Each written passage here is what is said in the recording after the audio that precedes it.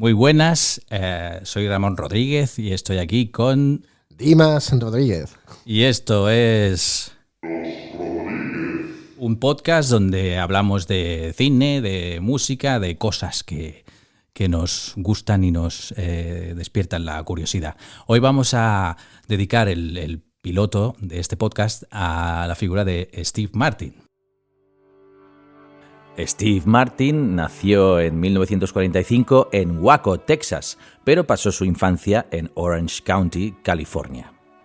Casualmente, su casa estaba muy cerca de Disneylandia y es allí donde el pequeño Steve Martin, de 10 años, consigue su primer trabajo vendiendo guías de Disneylandia en la puerta del parque temático. El pequeño Steve Martin era un aficionado a la magia y trabajar en Disneylandia durante tantos años supuso su contacto directo con magos, cantantes y artistas de toda índole. A los 17 años se compra un banjo, totalmente enamorado de la música bluegrass, y aprendió a tocarlo poniendo a menos velocidad los singles de 45 y afinando más bajo el banjo. Y así aprendió a tocar los solos nota por nota. O sea, es un músico autodidacta, pero es un músico impresionante. Si podéis acercaros a sus discos o buscar vídeos de él en directo de cualquier época, es muy emocionante ver tocar a este hombre y la cara de felicidad que pone cuando está tocando. En 1967 consigue su primer trabajo como escritor, como guionista, en el programa The Smothers Brothers Comedy. A partir de ese momento arranca su carrera como comediante y empieza a subir como la espuma y a dedicarse a hacer stand-up comedy, llegando incluso a grabar 2 discos de comedia, 2 long plays que ganaron premios Grammy al mejor disco de comedia, hasta que Steve Martin decide un día dejar de hacer stand-up comedy para dedicarse al mundo del cine. Dimas y yo vamos a escoger nuestras películas favoritas de la filmografía de Steve Martin, que es bastante extensa, ojo, que son unas 42 películas, y las vamos a comentar. Vale, Dimas, pues vamos a empezar con tu lista de tus 5 películas preferidas de Steve Martin, ¿vale? Si quieres, lo que vamos a hacer es, vamos comentando una tú y una yo. Perfecto, y entonces vamos comentando un poco la jugada. A ver, ¿por dónde empiezas tú? Venga, empiezo por 3 mujeres para un cara dura. Una película del 1991 que se estrenó aquí. Yo me acuerdo que cuando se estrenó un poco de tapadillo, no tuvo mucho éxito. Sí que tuvo un cierto éxito a nivel crítico, porque me acuerdo que hubo gente que la reivindicó y dijo, ojo, que esta película es diferente, ojo que Steve Martin aquí hace un papel muy interesante. Está basada en un guión suyo, dirigida por Mick Jackson. Ojo a los fans del guardaespaldas, que es el mismo director. Sí, y mira, curiosamente, ¿sabes quién escribió el guión del guardaespaldas? Lawrence Kasdan. Lawrence Kasdan, es verdad. Todo está unido aquí. Sí. Lawrence Kasdan, que después dirigió a Steve Martin en Grand Canyon. O sea, que aquí todo está conectado. Sí. A mí es una película que me gusta, me sorprendió mucho en su momento cuando la vi. Me acuerdo que la vi esos viernes maravillosos donde quedabas con los amigos y ibas a buscar películas, ¿no? Y te ponías películas de miedo o películas de humoristas que te gustaban. En este caso, Steve Martin, yo me acuerdo que con algunos vecinos éramos muy fans de Steve Martin, nos gustaba y cogimos esta película y nos quedamos bastante alucinados por el tipo de humor que tiene. Es una película muy romántica porque Steve Martin, yo creo que es un tipo que le encanta el amor, que es muy romántico, lo ha demostrado muchas veces en sus guiones, en sus películas, en algunos personajes. Sí.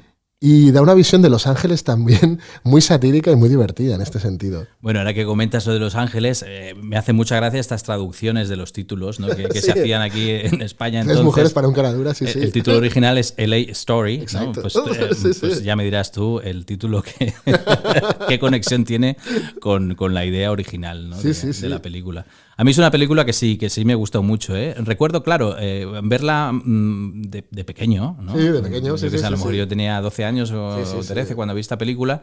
Y claro, acostumbrado a los otros papeles de Steve Martin, ¿no? Esta película es mucho más profunda, es menos alocada, ¿no? Pero sí me gustó, ¿eh? Es esta película donde él ve como los paneles estos de la autopista, ¿no? De Los Ángeles, sí, sí, y hay mensajes, ¿no? Él lee mensajes especiales, en los paneles. Esa idea es muy chula. Sí, sí. La podrías haber escrito tú, porque no hemos comentado aquí que Dimas, aparte de periodista, es guionista, ¿no? Ya ha dirigido alguna película, escribe guiones, y esto es muy tuyo, Dimas, esta idea, ¿no? ¿no? A mí me gusta mucho. De un panel de la autopista, ¿no? Que empieza como a hablarle a una persona. Sí, a una persona. Y que solo esta persona es capaz de ver estos mensajes, ¿no? Sí. Es que es eso, es una película que tiene estos detalles mágicos, que yo creo que ya viene de eso de lo que contabas tú, ¿no? De que desde pequeño está fascinado por la magia. Pues él, a veces en sus guiones, notas que esa magia se impregna en muchas escenas y en los personajes de aquí. Eso tiene diálogos buenísimos con una señal de tráfico. Y dices, ¿cómo? Cuando estás viendo la película, eres pequeño, eres fan de Steve Martin, sobre todo de sus personajes alocados, y ves a Steve Martin en esta escena, dices, ¿cómo puede ser? Pero es una escena muy bonita, pienso. Y toda la película tiene gags visuales también originales, tiene también un punto muy romántico. Utiliza, porque Steve Martin es muy fan de Enya. Ojo, ¿te acuerdas de Enya? Hostia, cuidado. Y utiliza la banda sonora de canciones de Enya. En algún sitio he leído que, ¿por qué utiliza esas canciones? A mí me gusta. Porque me gustan. Las claro. Pongo porque me gustan. Claro. Él es fan de Enya y pone dos canciones que yo creo que quedan bien, aún aguantan, ¿eh? Quizás es porque soy fan de Steve Martin y la película me gustó, pero yo aún las compro, ¿eh? Si la veis, ya comentaremos, y a ver, pero yo creo que quedan muy bien. Esta película, por eso, yo creo que ya puede que esté descatalogada. ¿eh? Sí, es un poco más complicado. Yo creo que la tendréis que buscar en páginas como todocolección.com. Exacto. O en eBay, ¿no? Sí.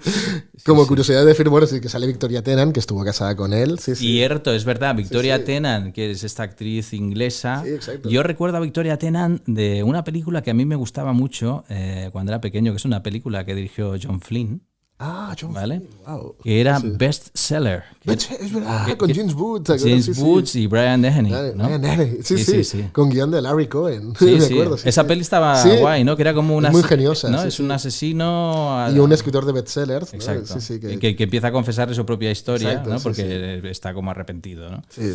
Está muy bien esa película. Está muy bien esa película, sí. Está mejor de lo que parece. La vi muchas veces. Yo me acuerdo. Mira, me gustaría volverla a ver ahora, recuperarla, porque la recuerdo de hace muchos años. Wow, bestseller, sí. Una bonita peli de serie B, ¿no? Sí. Pues mira, yo te voy a tirar mi primera peli, tira, ¿vale? Un par de seductores, ¿vale? Que es esta película que hizo Steve Martin con Michael Caine, que es un remake de una película más antigua que protagonizó Marlon Brando en el papel de Steve Martin y David Niven en el papel de Michael Caine. Ajá. Y bueno, esta película pues es de las que más me gustan de él, porque él además tiene tendencia a interpretar personajes que son odiosos, porque el personaje de él en esa película realmente es odioso. Te cae mejor el personaje de Michael Caine, porque que también es un mierda, un canalla, ¿no? ¿Vale? Y un canalla, pero sabandija, ¿no? Pero es una sabandija, exacto. Los dos lo son, pero el personaje de Michael Caine es como más clásico, tiene como más principios. Hay unas líneas al final de la película que tiene como esta moralina donde ves pues que tiene más clase el zorro viejo, ¿no? El joven, ¿no? Que es capaz de todo pues por conseguir ganar una apuesta, ¿no? Pues esta película yo recuerdo ver el tráiler de esta película en Irlanda. Wow, hace años, ¿no?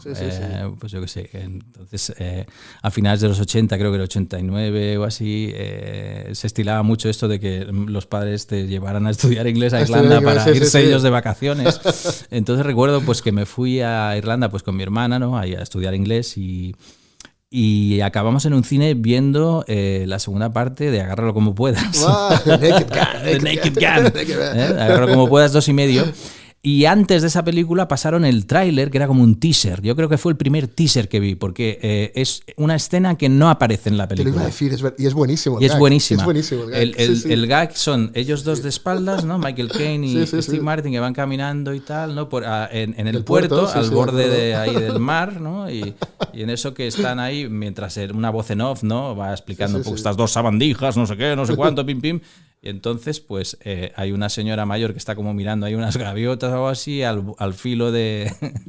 y la empujan y se cae al agua. Y esto era el gag que no aparece en la película. Entonces yo cuando vi la película estaba esperando este gag y no salía y pensé, hostia, qué genial, ¿no? Esto, Sí, o sea, sí, sí, esto sí. no aparece en la película, ¿no?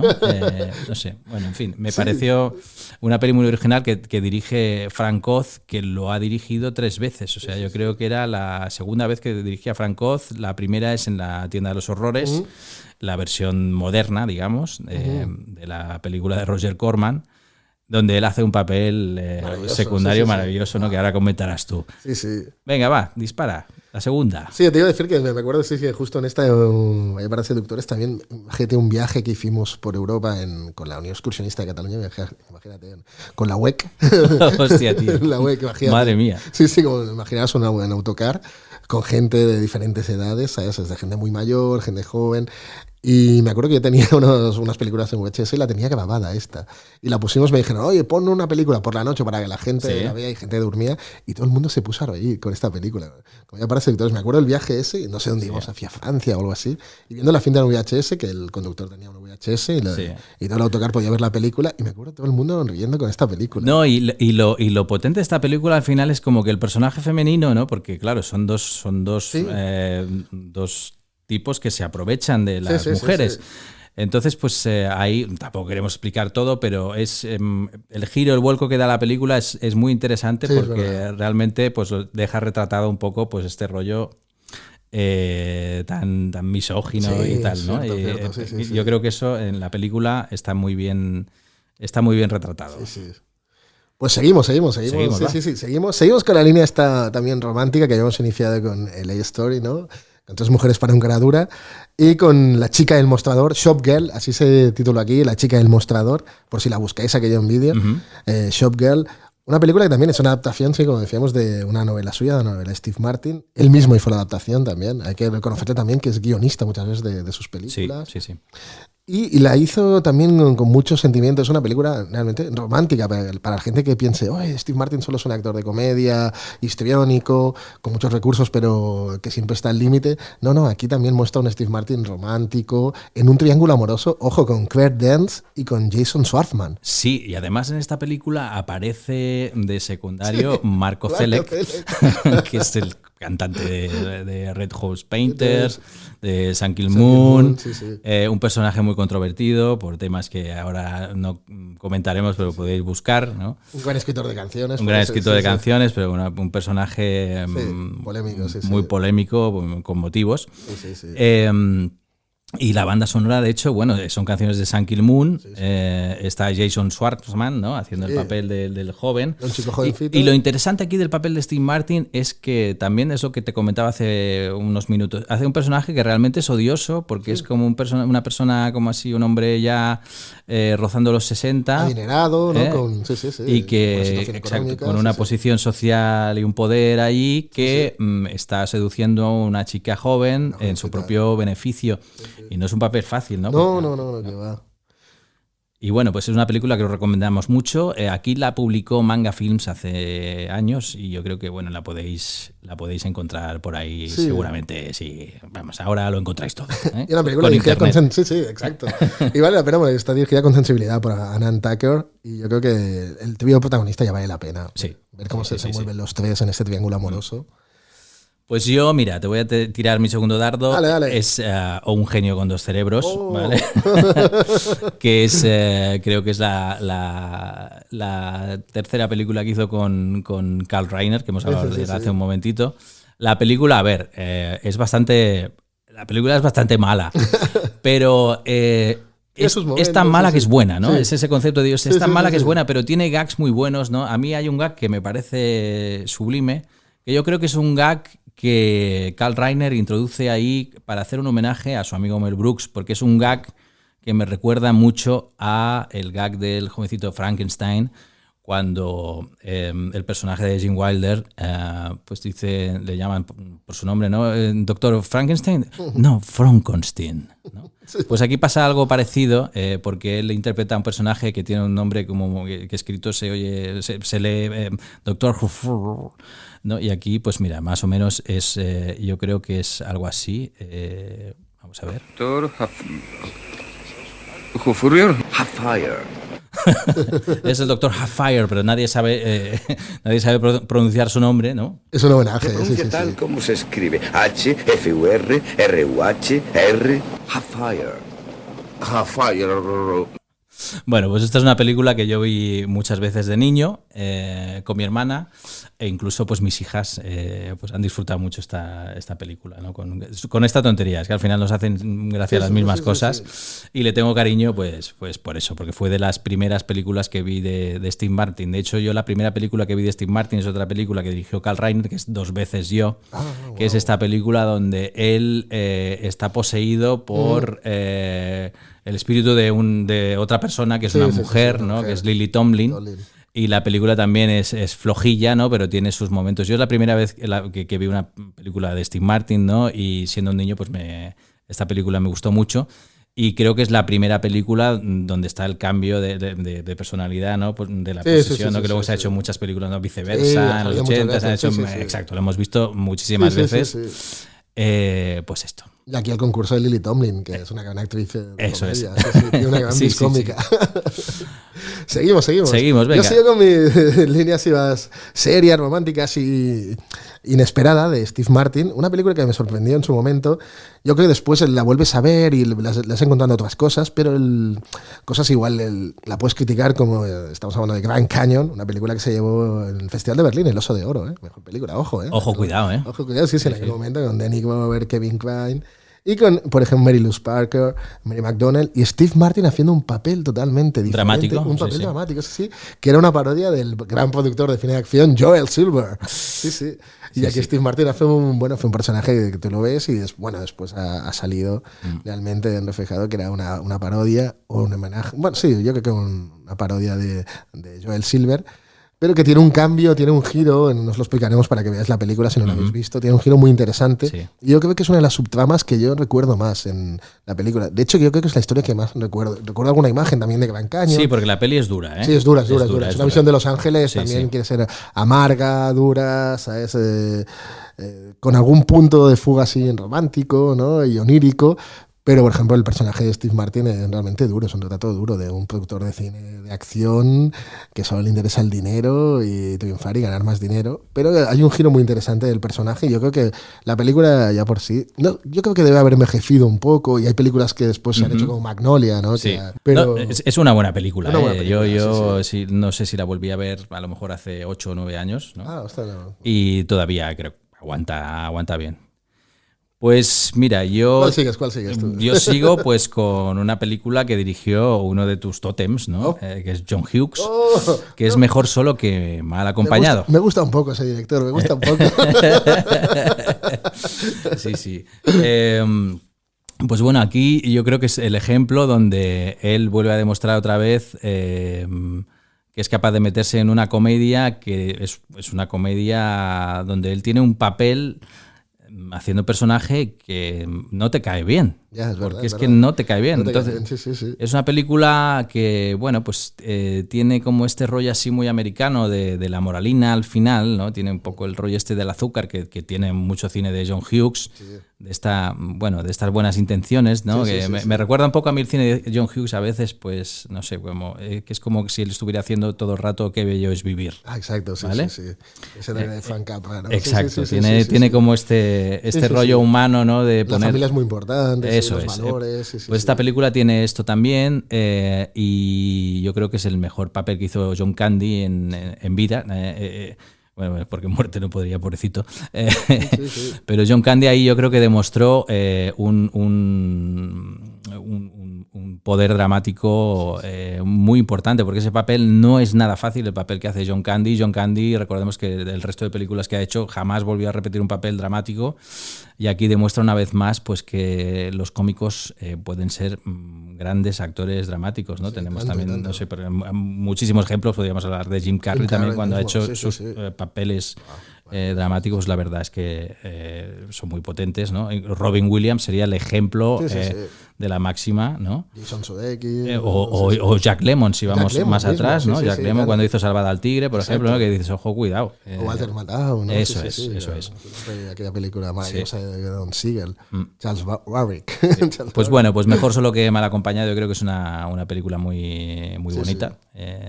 Y eso, que vale mucho la pena pues por ver la actuación de ellos dos, porque ya te digo, Steve Martin se mete en un papel que es complicado, ¿no? Porque tú no quieres caer mal a tu audiencia, ¿no? Aquí yo creo que demuestra una vez más que a él la audiencia, el éxito en ese sentido le da igual, ¿no? Él prefiere que la historia sea más importante que no su éxito personal. Exacto, sí.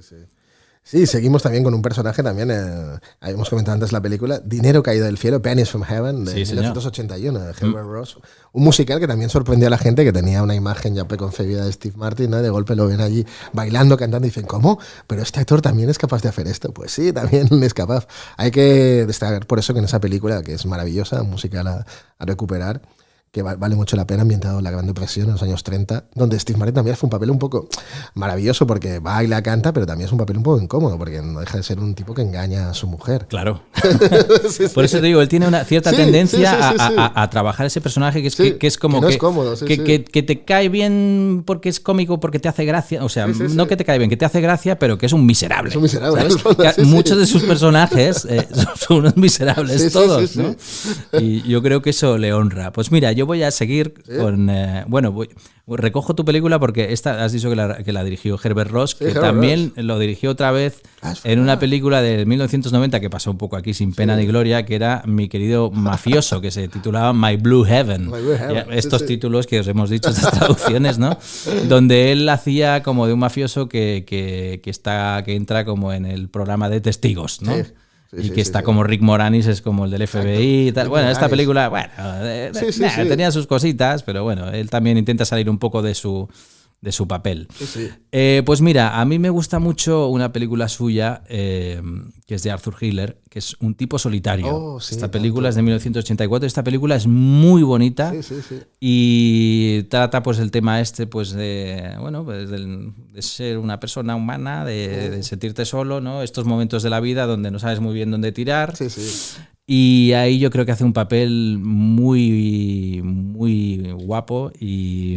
También inesperado, ¿no? Para la gente que lo seguía, digo, ¿qué está haciendo aquí? ¿No? ¿Qué personaje es? Tengo una anécdota mía, ¿no? Porque yo grabo discos, para el que no lo sepa, con el nombre de New Raymond. Entonces, en el primer disco de New Raymond, a propósito de Garfunkel, hay una canción que se titula Hoy Estreno, donde hay una estrofa donde yo digo... ¿qué sabré yo de cocinas? Solo sé de comer solo. Esta frase está inspirada en esta película porque hay un momento de la película donde él, pues bueno, es la típica estructura donde él hace monólogos y tú escuchas un poco pues lo que él va pensando y va narrando un poco la película, ¿no? Y hay un momento pues que él está pensando esto, ¿no? ¿Qué sabré yo de no sé qué? Solo sé de comer solo. El solo sé de comer solo lo cogí de esta película. Para quien quiera escuchar la canción, pues mira, está inspirada en la canción me la inspiró viendo esta película de Steve Martin. Película que, por cierto, sí, es verdad, ahora me acuerdo de esa estrofa, sí, bueno, sí, pues está sableado de ahí directamente. De tu primer disco, de tu primer no disco, recuerdo, esta frase es buenísima. Y yo pensaba, bueno, esta frase es de una película. Un homenaje a la... Sí, me acuerdo que es una película también que tiene secundarios maravillosos como Charles Grodin. Exacto, Charles Grodin, un poco olvidado ahora, pero sí. Charles Grodin, que tiene pelis, comedias que me habían gustado mucho, como había hecho un par con James Belushi. Es verdad. ¿Vale? Que hizo un par, ¿no? Un destino de ida y vuelta y otra. Tenía un par con James Belushi, noventeras, que dices, pero que las ves y dices, bueno, me lo estoy pasando bien. Ya está, para pasar el rato, que no hay que estar sufriendo todo el día viendo películas de Lars von Trier, que está muy bien, pero todos los días no vamos a estar viendo todo este rollo. Y tenía aquella comedia de acción, ¿no? La Huida a medianoche con Robert De Niro. Eso es. Qué gran película, Qué gran comedia de acción. Sí. Huida a medianoche, a recuperarla también. Charles Grodin, sí señor. Y ya estamos acabando, ¿eh? Ya quedan... Sí, bueno, te queda a ti, creo que tu última... Sí, que hemos comentado un poco, es la tienda de los horrores, Little Shop of Horrors, que donde allí hace un papel, hace un cameo, bueno, yo creo que un robascenas. También, bueno, ligándola con Mi querido mafioso, porque aquí se vuelve a encontrar a Steve Martin con Rick Moranis. Con Rick Moranis, ¿sí? cierto. De hecho, hace de villano un poco del novio de un poco de la chica de la película, ¿no? En este sentido. Sí. Y hace un papel maravilloso. Tiene un número musical donde él es un dentista sádico. También otra vez, es mala persona, amoral, sin sentimientos, que sin valores. Es un remake de una película de Roger Corman. Que su paciente, ¿no? Hay una escena que su paciente, su número musical, el paciente es Bill Murray, ¿no? Sí.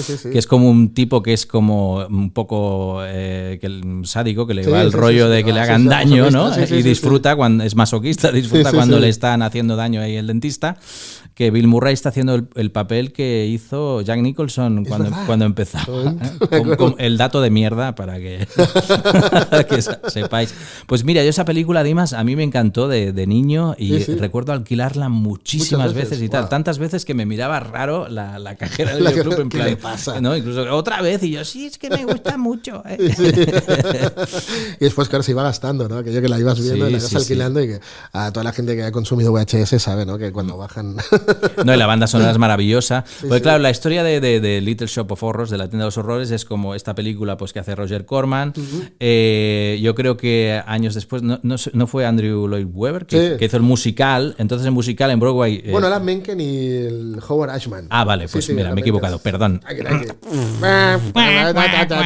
La Raymondpedia falló. Pero por suerte tenemos aquí al otro Rodríguez para corregirme. Somos un mismo cuerpo. Bueno, pues el musical lo petó a tal nivel pues que entonces David Geffen puso dineritos para hacer la adaptación en 1986 que la dirigió Frank Oz, que ya hemos hablado antes de Frank Oz, ¿no? Que también dirigió a Steve Martin en Esposa por sorpresa, que es una película, otra comedia que está bien a reivindicar, donde sale él con Goldie Hawn, que hizo otra película con Goldie Hawn que era aquella de, no recuerdo el título aquí, que era como Solos en Nueva York.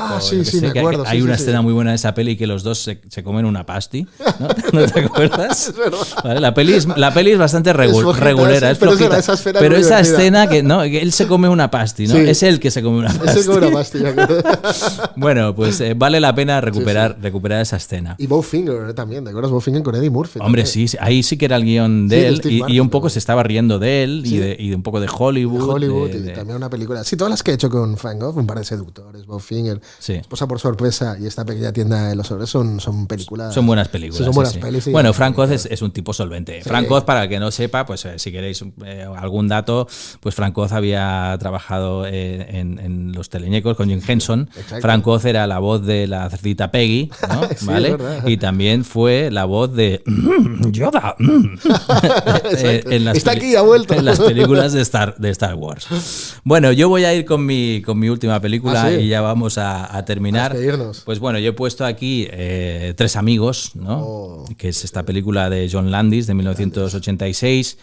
Que bueno, yo la vi muchísimas veces con mis mejores amigos de la infancia, que eran dos hermanos, que eran Jordi y Manolo Lecina, les mando un saludo aquí, desde aquí, y bueno, pues esta película nos hacía mucha gracia, ¿no? Esta película donde Steve Martin conoció a Martin Short, ¿no? Y también aparece Chevy Chase, ¿no? Y estos tres, que son como estos tres personajes del cine mudo, justo cuando se hace el cambio al cine sonoro, entonces se quedan sin trabajo y están un poco de capa caída, y entonces hay como dos tramas, ¿no? Está esto por un lado y luego está pues en México pues una mujer que su pueblo está siendo asediado por unos matones, unos macarras, unos bandoleros, y entonces pues ve una película de estos pistoleros, ¿no? Americanos, pensando pues que son héroes de verdad, que son héroes de verdad, y ellos pues reciben esta carta y piensan que es un bolo y van a ir a hacer un bolo, y entonces es una comedia de enredo, pues bueno, que es bastante divertida.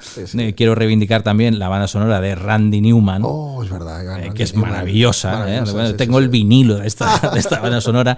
Incluso Randy Newman creo que es la única película que yo recuerde donde él tiene un papel, porque él es el arbusto fantasma. No, el arbusto cantante. ¿Te acuerdas que hay el arbusto cantante es un arbusto que es invisible, no se ve, ¿no? Y entonces pues ellos, ¿no?, oyen ahí. Es maravillosa. Pues bueno, pues esta película, ya te digo, incluso la tuve se la compré a la chica esta del videoclub que os digo. Se la compraste, ¿vale? ya. Sí, al final la convencí para que me vendiera la película. Lo que pasa es que en una de estas 1000 mudanzas que hice ya de más mayor, perdí pues esta copia y le tenía mucho cariño. Ahora hay un circuito que lo hemos comentado a veces de películas de VHS, de videoclub, de estas que como de la época. Tú compraste, Y ahorrad dinero, porque las venden caras. Sí. Yo de hecho me arrepiento de una mudanza que hice como hace 15 años y yo tenía pues todos mis VHS ahí y pensé, los tiro porque total, ¿para qué? Y ahora me arrepiento porque habían joyitas. Hay joyitas, incluso tenía como esa primera edición de Posesión Infernal. Buscadísima. Que tú quisieras, que ahora vale un dineral. Que se ve y se oye como el infierno, pero es igual, pero vale un dineral. Pero sobre todo por el estuche, tener ese estuche original que tenían en la estantería. Eso es lo que buscan los coleccionistas, ese estuche original, gastadito y tal, pero es maravilloso tenerlo ahí expuesto. Bueno, amigos y amigas, hasta aquí hemos llegado con nuestro podcast, el piloto. Espero que os haya gustado. Nos escuchamos en el siguiente. Pues bueno, Dimas, ¿tienes algo que decir? Un placer y reivindicar a Steve Martin y descubrirlo. Y vale la pena hacer este viaje con él y verlo en diferentes facetas. Bueno, y hemos olvidado decir pues que algo que es obvio, que Steve Martin ahora está de actualidad. Es verdad, cierto. Porque ha estrenado esta serie en Disney Plus que es Only Murders in the Building, sí, ¿no? con su gran amigo Martin Short, ¿no? Eso es una película, es una serie de 10 episodios, ¿no?, que han hecho una temporada. Creo que sale la chica esta Selena Gómez, ¿no? Sí. Y la verdad es que vale mucho la pena. Sí. Bueno, a mí me ha gustado muchísimo la serie. Está creada por Steve Martin también. Yo creo que el guión también es suyo, la idea. Sí. Y el primer capítulo ha escrito por él también. Sí. Donde hay autoparodias, ¿no? Él mismo se ríe Él mismo se ríe del mismo, sí. Y realmente es muy entretenida, hay misterio, suspense, humor y mucha ternura, ¿no? También con los personajes. Pues bueno, esperemos que la hayáis pasado bien y nos escuchamos en el próximo episodio. Exacto, ahí estaremos. Los Rodríguez es una coproducción de Vic Audio Media y Los Rodríguez. Idea y guión de Dimas Rodríguez y Ramón Rodríguez. Producción ejecutiva, Pepo Márquez, para Vic Audio Media. Foto de portada, Paula Bonet. Sonido y producción, Ramón Rodríguez.